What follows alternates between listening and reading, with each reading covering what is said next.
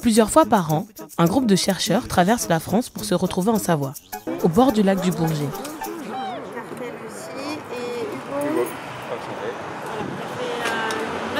Ce n'est pas pour une partie de pêche, ni pour un pique-nique. Enfin, pas seulement.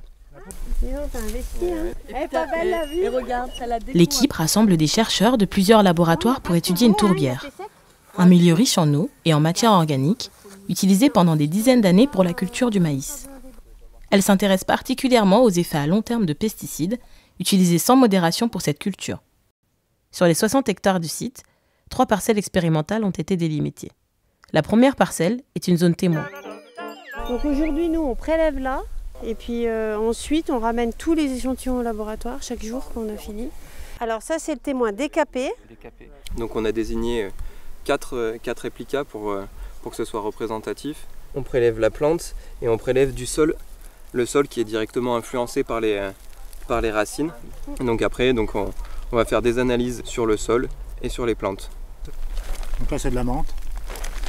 On va subdiviser en fait les échantillons pour chaque intervenant. Donc moi pour ma part, ma spécialité à la base c'est avec du sol brut, donc de réussir à mesurer ces activités enzymatiques exprimées par les micro-organismes. Alors là, on récupère des fragments de racines fines pour pouvoir mesurer la dynamique de mycorhisation des plantes. Myco quoi ? Alors, la mycorhisation des plantes. Les plantes vivent en symbiose avec des champignons. Le champignon va augmenter le volume de sol exploré. Donc ainsi, la plante, grâce à ces champignons, va assurer sa nutrition en azote et en phosphore sans spécialement avoir besoin d'apports extérieurs. Si cette symbiose n'avait jamais eu lieu, il n'y aurait pas de plantes sur Terre. Donc il y a des mesures qui sont faites par les collègues sur des aspects plus chimiques. Puis nous ici on va mesurer plus les aspects mécaniques de stabilité de la végétation. On réalise ce qu'on appelle des essais de traction. Donc ça va nous permettre après de faire des analyses sur le système racinaire pour voir un peu l'architecture du système racinaire. Chacun est très spécialisé, très pointu dans son domaine et il faut de plus en plus effectivement de la recherche pluridisciplinaire avec des gens très complémentaires. Alors ce programme est novateur dans le sens où c'est une immense zone qui est concernée, à peu près 60 hectares. On a eu 60 drains qui ont été creusés 2 fois par an, donc au mois de juin et au mois de septembre, sur 2 ans. On va prélever des plantes et du sol pour les analyser. Les 2 autres parcelles sont situées dans des zones de culture qui ont été exposées pendant plus de 30 ans à des pesticides. L'autre secteur qu'on a vu, c'était notre zone témoin, et là on est sur la partie sud donc du champ de maïs qui a été cultivé pendant 40 ans. Donc là on a exactement la même configuration de notre site expérimental avec une partie qui a été décapée et une partie qui a été donc non décapée. Et on voit très bien qu'on a une différence de végétation énorme qui se traduit en termes de biodiversité végétale et animale, c'est-à-dire qu'on a beaucoup plus d'espèces de l'autre côté. Ici, vous voyez qu'on a plutôt des espèces, on va dire, envahissantes, qui sont monospécifiques. Là, on recherche les traces de pesticides qui peuvent être présents. Donc, on analyse les pesticides qui sont présents dans l'atmosphère, aussi les pesticides qui vont retomber au sol, sachant que le stock initial de pesticides, il est dans le sol. Et à partir de ce piézomètre, on va prélever l'eau de la nappe qu'on pourra analyser en laboratoire et évaluer les quantités de pesticides qui sont toujours présents dans la nappe. Et donc un gros travail après de traitement de données aussi. Donc au retour du terrain, on a stocké l'ensemble des échantillons en chambre froide. Et là, on va donc préparer les échantillons en vue des analyses ultérieures. On va être toute une équipe pour faire ce travail qui est assez long et minutieux, qui va durer environ 1 mois sur une centaine d'échantillons de plantes et de sols.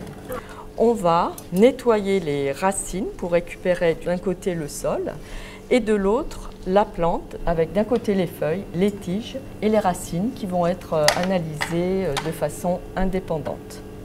Il va falloir donc les sécher, une lyophilisation, et nous allons ensuite broyer afin d'obtenir une poudre très fine. On va pouvoir ensuite dispatcher cet échantillon pour les analyses.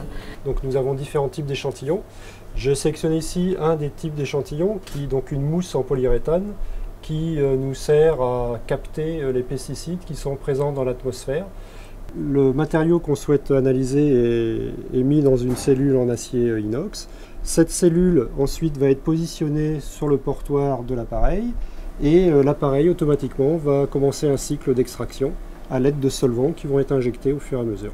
Et on va se retrouver donc avec un liquide qui va contenir les pesticides qui sont éventuellement présents sur notre mousse. Cet extrait va être ensuite évaporé, concentré, pour pouvoir être analysé par la suite dans des appareils de type LC, MS, que nous allons voir juste après. Alors une fois qu'on a récupéré l'échantillon extrait, on va le mettre sur un passeur automatique. On a une chromatographie qui va séparer les composés qu'on a extraits. Et en fin de chromatographie, on va insérer l'extrait dans un analyseur. Donc là, c'est un spectromètre de masse. Donc grâce à cet appareil, on peut détecter jusqu'à du picogramme. Donc à la fin de l'analyse, on récupère un chromatogramme, ce qu'on a ici. Et chaque pic correspond à un composé différent. Donc ici, nous, ça sera des pesticides. Donc, une fois qu'on a ce chromatogramme, on a toute une partie traitement qui va nous permettre de quantifier la quantité de pesticides qu'on a dans notre échantillon. Les enjeux scientifiques sont importants. Que sont devenus les pesticides après plus de 3 ans d'arrêt de culture du maïs? Sont-ils stockés dans le sol, transférés dans les plantes, encore présents dans l'eau et dans l'atmosphère? Modifient-ils alors le fonctionnement du sol et des plantes?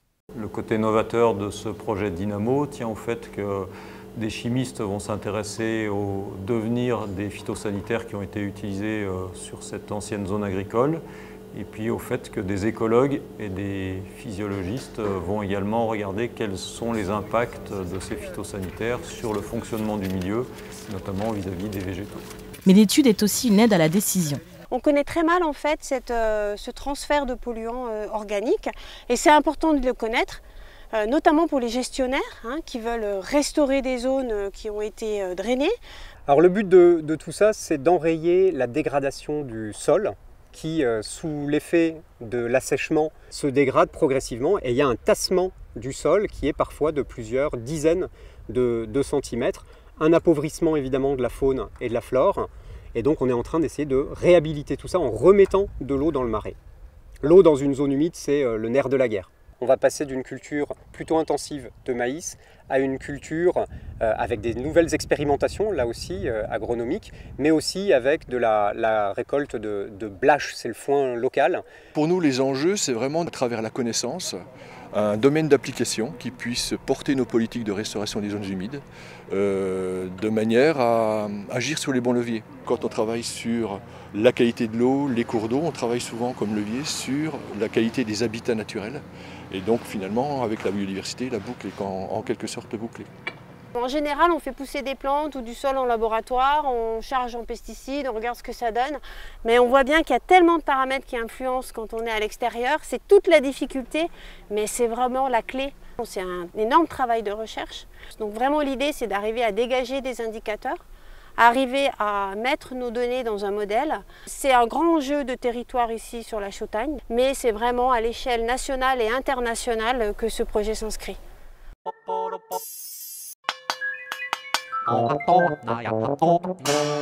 YouTube